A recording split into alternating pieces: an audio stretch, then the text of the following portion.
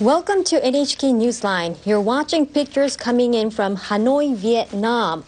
The leaders of the United States and North Korea are meeting for their second day of summit in Hanoi. These are pictures from the summit venue where the two leaders will start their one-on-one. Chairman, like to go first? 먼저 말씀하시겠습니까? 아니면 제가 할까요? Let's listen. I will speak briefly. After yesterday, we meet together. I think that the world will be watching us. From yesterday, the whole world is looking at this spot right now. There were people who welcomed us, and there are people who are skeptical about this summit. But now we are having a good time together. I think this is like a scene from a movie. There are people who are welcoming this meeting. There were people who have remained skeptical about this meeting, but I'm sure that all of them would be watching the moment that we're sitting together, side by side, as if they're watching a fantasy movie. So we have been made lots of efforts. So I think this is time to show the result of our efforts. Now we are in Hanoi for the second day. So we have made a lot of efforts so far, and we thought that now it's time for us to come to Hanoi, sit together, and then have this wonderful dialogue. Today, to have a good result out of our meeting, I will do my best. Let me assure you that I will do all my best to bring a good result ultimately today. Thank you. Well, thank you very much, Chairman Kim, and it's great to be with you again, and I'm sure over the years we'll be together a lot, and I think we'll also be together after the fact, meaning after the deal is made. We had very good discussions last night at dinner, and the pre-dinner was very good, and there are a lot of great ideas being thrown about. I think very importantly, the relationship is, just very strong. And when you have a good relationship, a lot of good things happen. So I can't speak necessarily for today, but I can say that just a little bit longer term and over a period of time, I know we're going to have a fantastic success with respect to Chairman Kim and North Korea. They're going to have an economic powerhouse. I've been writing about it. I've been talking about it. I think it's going to be an economic powerhouse. And it's something I very much look forward to helping with, because with a little bit of help in the right location, in the right place, I think it's going to be something very special. Please. 네, 대단히 감사합니다. 오늘 다시 함께하게 되어서 매우 기쁘게 생각합니다. 또 앞으로 오늘 말고도 많이 만날 거라고 생각이 됩니다.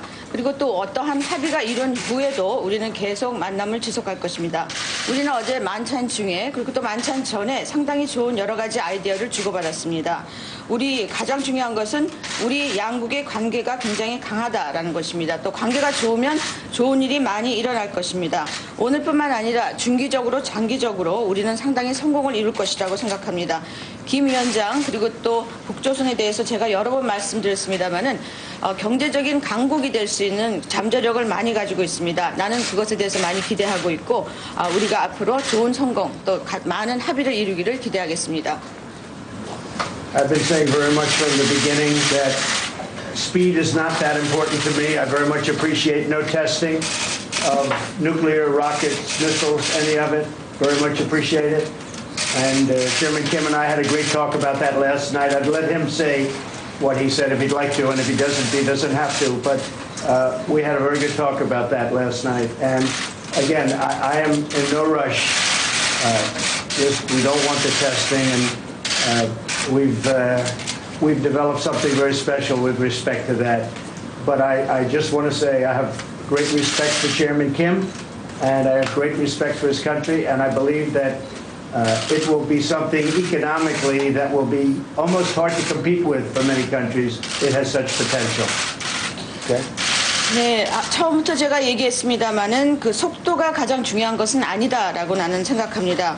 또 중요한 것은 지금까지 핵실험이라든지 로켓 실험이라든지 이런 것이 전혀 없었다는 데 대해서 김 위원장께 감사를 드립니다. 또 어제 우리 둘이 얘기할 때 김 위원장이 하신 발언, 뭐 지금 하셔도 좋고 안 하셔도 좋습니다마는 거기에 대해서 제가 감사의 말씀을 표했습니다. 저는 그냥 서두를 그런 생각은 없습니다. 하지만 우리가 굉장히 특별한 것을 지금 하고 있다. 특별한 관계를 가지고 있다라고 생각하고 김 위원장과 또 북조선에 많은 존경심을 가지고 있습니다. 내가 보기에 북조선이 가진 그런 잠재력은 어느 나라와도 경쟁할 수 없을 만큼 그런 특별하고 강한 그런 잠재력이라고 생각합니다. 됐습니다. 다 끝났습니다.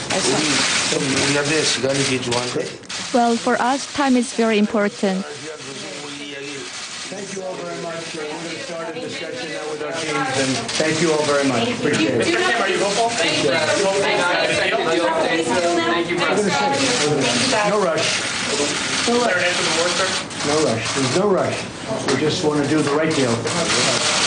Chairman Kim and myself, we want to do the 우리는 right deal. 옳은 그 Speed is not 합의를 이루어야 important. 된다. What's important is that we do the 가장 right 중요한 deal. 것은 옳은 합의를 Thank you all very much. Chairman Kim, are you confident? Feeling good about it?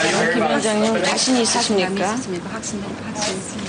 적당하긴 이다고 생각합니다. So I think I have a little bit of confidence, but But I wouldn't say that I'm pessimistic. 그러나 나의 직감으로 보면 but on my instinct that I have feeling that we'll have a good result. That good results would come out. Welcome to this special edition of NHK Newsline. I'm Miki Yamamoto in Tokyo. Day 2 of the U.S.-North Korea summit has started in Hanoi. We will bring you pictures, information, and analysis throughout the day to get you the latest on this high-profile meeting.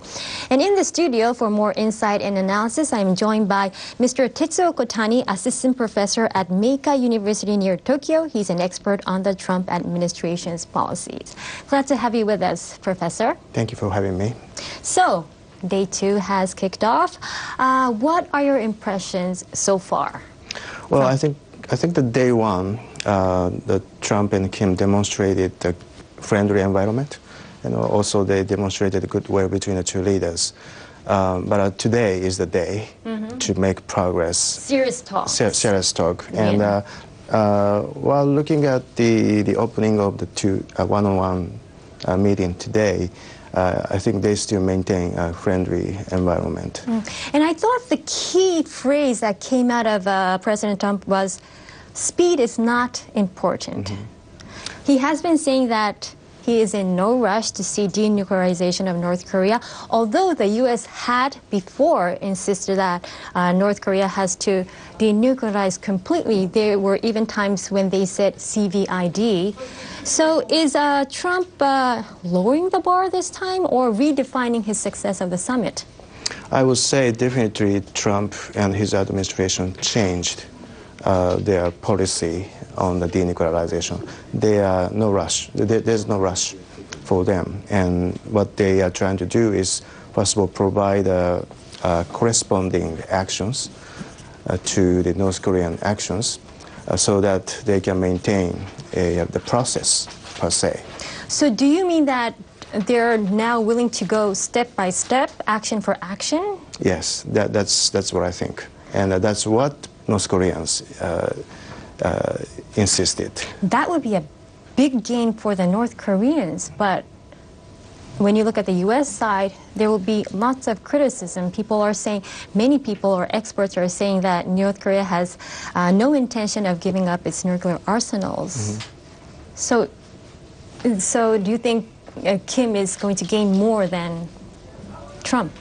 Well, I think this is actually a practical way.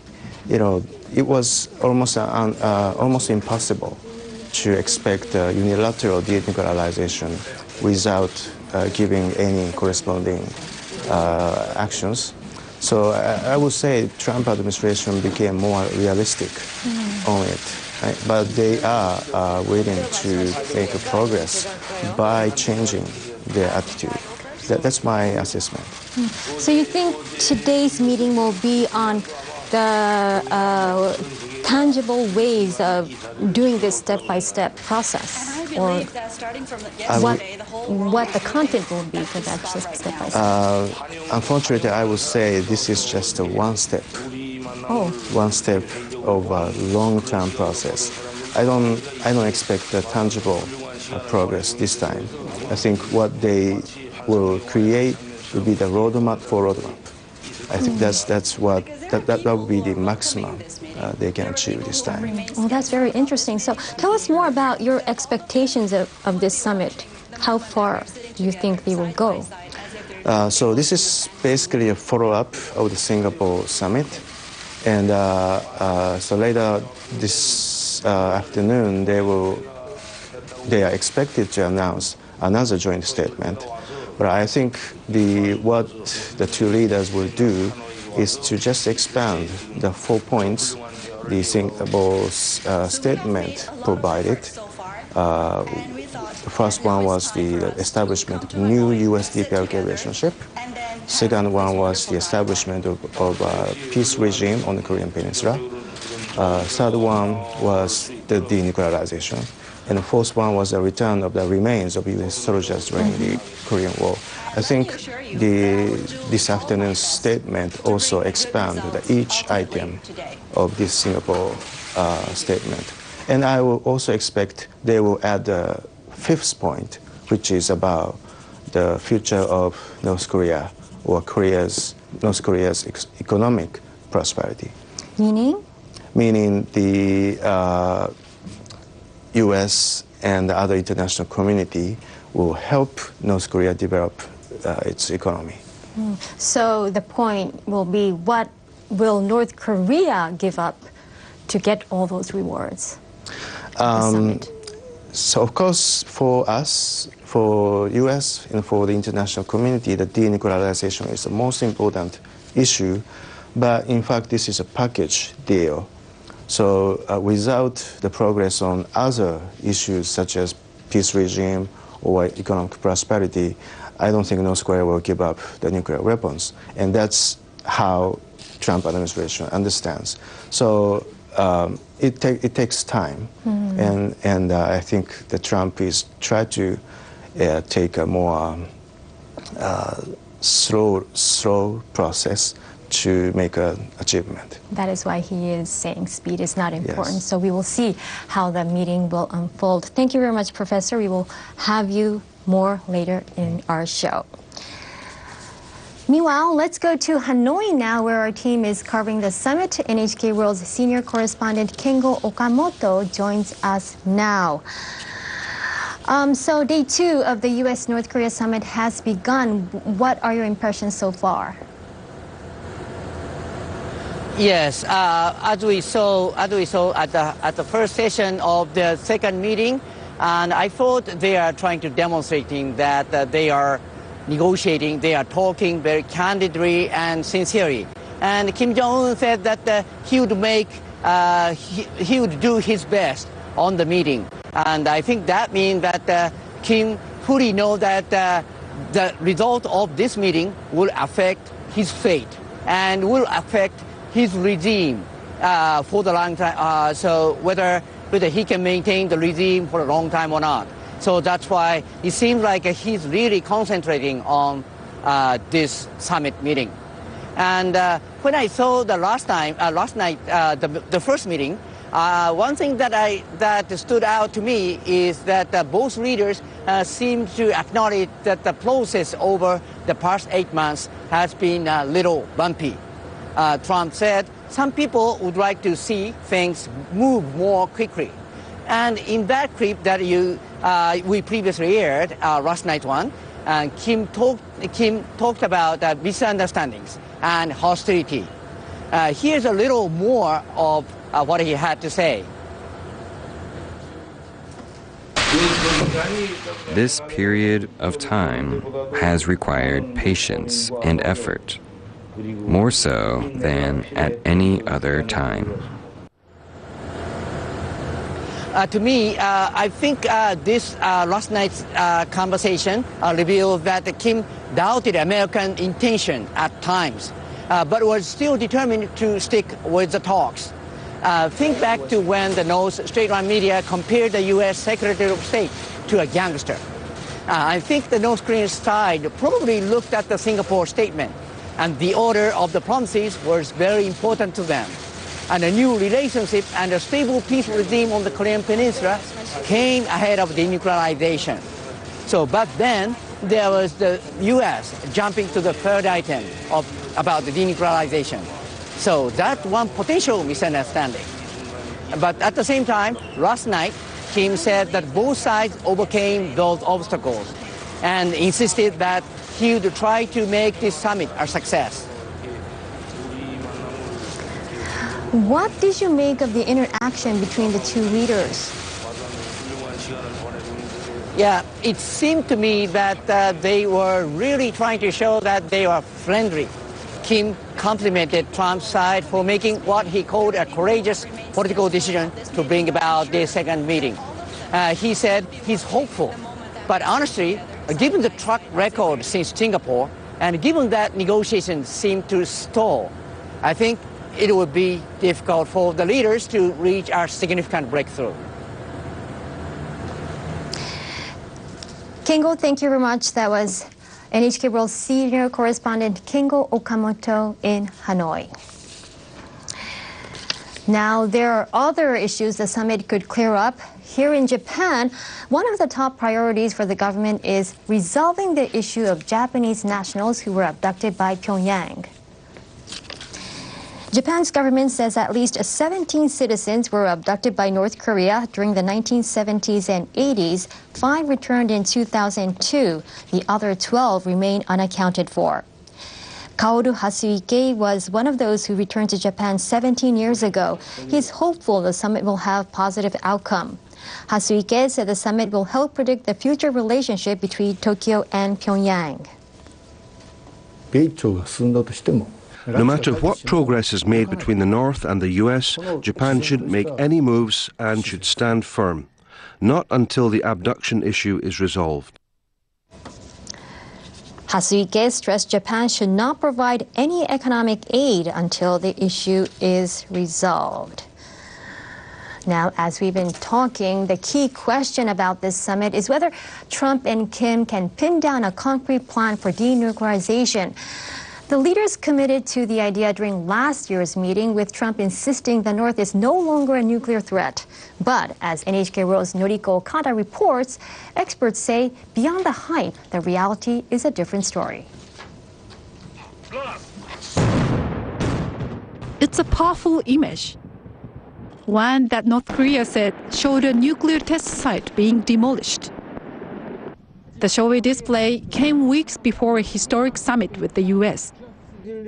Journalists were there, but experts couldn't get anywhere near the site. That meant analysts like Joseph Bermudez were immediately suspicious of the North's claims. So while the tunnels are dismantled, the infrastructure at the facility is still there and still usable. In Singapore, Donald Trump and Kim Jong vowed to work toward the denuclearization of the Korean Peninsula. But ask experts such as Bermudez how much progress has been made, and he'll tell you, not much. The fact that they're willing to talk to us is a good sign. That's good. But the proof will be when they show something truly demonstrable that is verifiable by international observers. That's the key. A few weeks after last year's summit, reports begin to trickle out about ongoing activity at a number of sites. In July, the Washington Post reported that U.S. spy agencies had seen signs that North Korea was producing at least 1 and possibly 2 intercontinental ballistic missiles at a plant in Sanmudon. But during a summit with South Korea, the North's leader appeared to still be on board with the idea of denuclearization. We agreed to do our utmost to make a peaceful Korean peninsula without nuclear arms or threats. At the summit, the North promised to dismantle its main missile testing facility at Tonchanli. And it hinted the same could happen at its main nuclear facility in Yeonbyong if the U.S. took certain steps. Then, in an October meeting with Washington's top diplomat, Kim reportedly said he'd allow inspectors into that destroyed nuclear test site. But experts say none of those things has been carried out. And there are other troubling signs.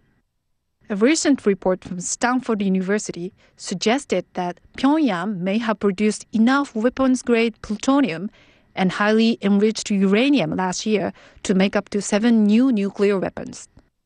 Bermudez says his research group found evidence of about 20 undeclared missile bases in the north and an active one that no one even knew about. If they're truly concerned about denuclearization, I believe that it could happen, but it would require a tremendous step on their part. And we haven't seen that yet. Rhetoric means nothing. Hard facts on the ground are what we want. America's military and intelligence experts remain skeptical about Pyongyang's intentions. We currently assess that North Korea will seek to retain its WMD capabilities and is unlikely to completely give up its nuclear weapons and production capabilities. We have not observed activity that's consistent with a full court press on denuclearization. Noriko Okada, NHK World, Tokyo. Now, while Trump is negotiating in Hanoi, his former attorney gave an explosive testimony in Washington, accusing him of breaking the law while in office. Michael Cohen submitted a series of documents to a congressional committee as evidence that Trump lied to the American public. Mr. Trump is a con man. He asked me to pay off an adult film star with whom he had an affair and to lie about it to his wife, which I did. And lying to the First Lady is one of my biggest regrets. Cohen handed over a document of a $130,000 wire transfer to adult film star Stormy Daniels. Cohen said he was directed by Trump to pay the hush money just before the 2016 presidential election. Cohen faces jail time for pleading guilty for violating U.S. campaign finance laws for his role in the payment. Trump has denied any affair and says he knew nothing about the money. Cohen also testified that when Trump was running for the White House as a Republican candidate, he was told by a former political consultant that WikiLeaks was about to release Democratic National Committee emails. The emails were believed to have been hacked by the Russian government. Mr. Stone told Mr. Trump that he had just gotten off the phone with Julian Assange, and that Mr. Assange told Mr. Stone that within a couple of days, there would be a massive dump of emails that would damage Hillary Clinton's campaign. Mr. Trump responded by stating to the effect, "Wouldn't that be great?" Roger Stone was arrested in January for obstructing the investigation of Russia's alleged meddling in the election. Trump claims he was unaware WikiLeaks planned to publish the emails. Cohen also testified that during the campaign, Trump asked him on multiple occasions about a real estate project in Moscow, while the then presidential candidate told the public he had no business dealings with Russia. Cohen has pleaded guilty for lying to Congress about the timeline surrounding the project. He testified that while Trump did not explicitly tell him to lie about it, the president made clear to him that he should. Trump has called Cohen a rat and said he's the one who is lying in order to reduce his prison sentence. Cohen's testimony comes amid reports an investigation by special counsel Robert Mueller into alleged collusion between Trump and Russia is wrapping up. The president has called it a witch hunt.